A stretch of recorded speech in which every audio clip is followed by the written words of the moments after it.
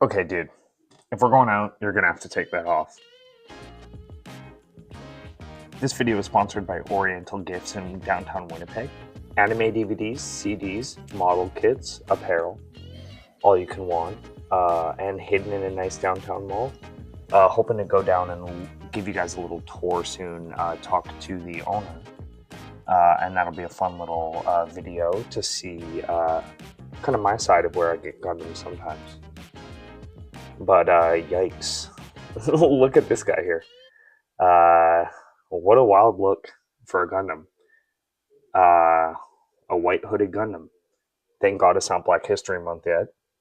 But yeah, underneath the hood, so to speak, let's pull this back here. We got your bog standard, pretty much freedom, you would think.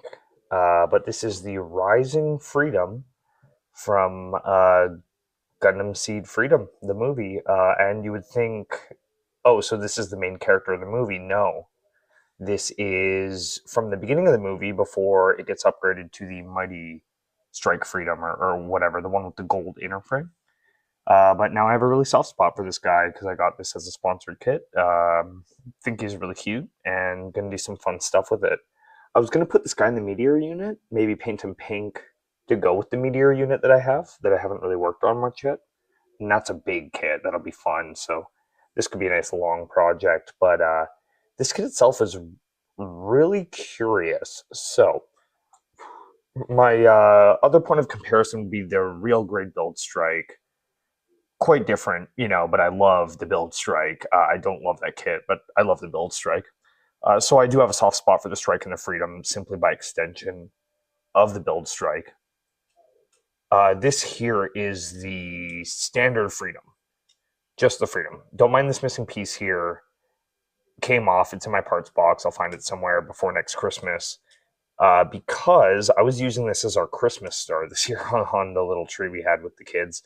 And you could like kind of bend this and put this out in such a way that it literally made a star on the tree. Very nice. And like had him up on the top of the tree with his gun pointed out. It was really cool. This wasn't exactly how I had it, but you get the idea, right? And then, I put it away in the parts box till next Christmas, and I'll need to find that piece. But this has the head of the real grade build strike, so that's why that looks really nice. But I spray painted this with just like a gold rattle can of spray paint in the summer, and then I left it outside and it got rained on, so it has this really weird texture of like what happens with spray cans in improper humidity, right? Like I shouldn't have been spraying anyways, it was super humid out, but I was just doing a cheeky spray and then and then it got rained on and I forgot it out there. But it's very cool and it works as a Christmas star. But you'll see comparatively a lot more modern. Like this is like iPhone 17 versus iPhone 5. Like you thought iPhone 5 looked really modern and sleek, and then iPhones now look like weird alien technology that I have not been able to decipher for the last 5 to 10 years. Definitely an Android person, as you can tell from my video quality. But all right, so these skirts, are very different. The legs are you'd think similar but quite different. There's just a lot of extra little detail, like very bringing this kit into the 2020s. The thrusters at the side of the shoulders are different. I think the biggest, most notable thing, and the thing that always kind of bugged me about the base Freedom, really any version of it, okay, just stay there, is this kind of gimmick that it has in all versions. And I mean, it's iconic. It's like this fold out gun, right? That it like, comes from the skirt, like that, like, and that goes all the way back. I'm just not gonna risk it right now. But yeah, this gimmick is always so finicky. Maybe the real grade is better. Maybe it's worse. I assume it's a lot worse. The master grade's probably okay for this, but it's always just like it's just a weird side skirt, right? Like a fold out side skirt. This one really modernizes it, where it's like it literally just goes like that. Oh, and then I think, yeah, and then similarly, this part goes out to the back. Sorry, I'm I don't want to manhandle this thing too much because I'm planning to paint it. So, well, then I guess screw it, right? Like, I can throw this thing around if I'm going to paint it, but yeah, just don't want to lose anything since nothing's glued together yet is more my main concern. Nothing's really cleaned up too much either. But yeah, nice gun, bog standard Freedom gun it seems. Although like more color separation, that is really nice.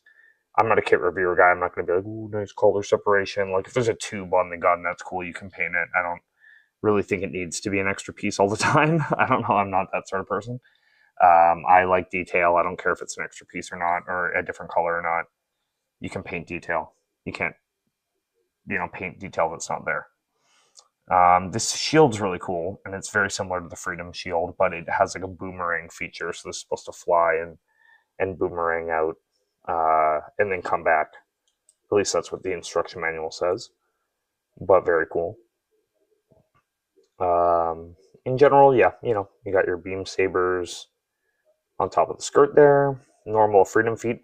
One thing I will give this over most like Strike or Freedom kits is even with the backpack, you can find ways to get it to stand on its own.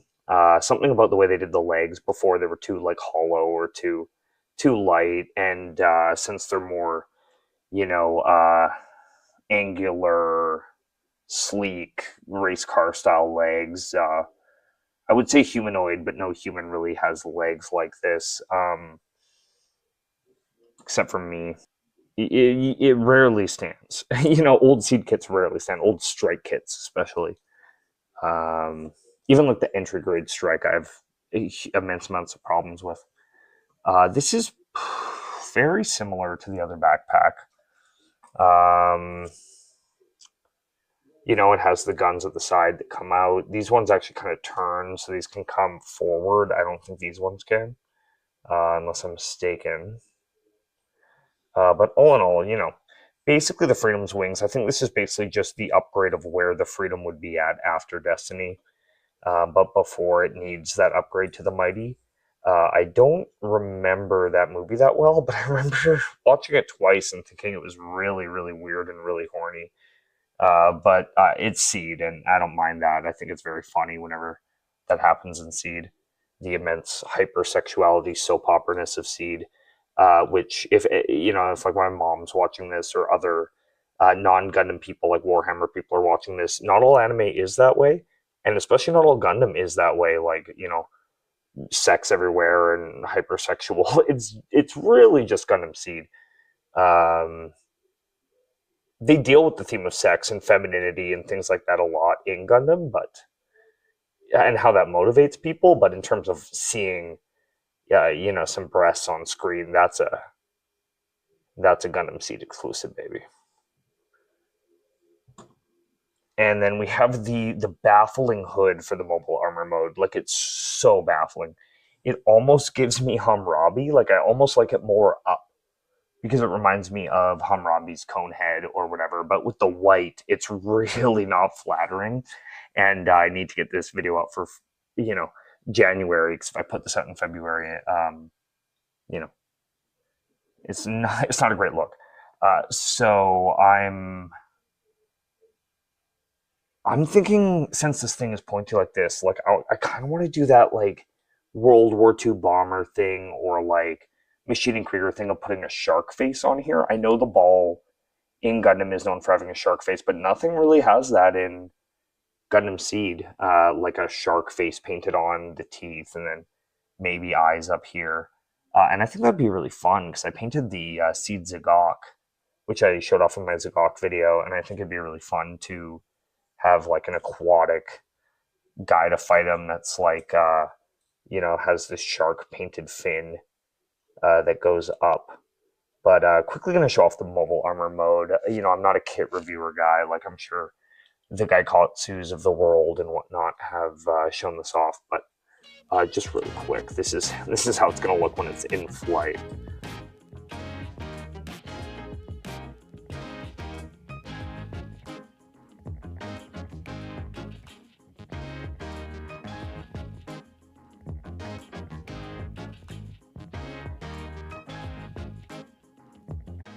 So this is going to be fun. I'll put like a shark fin on here.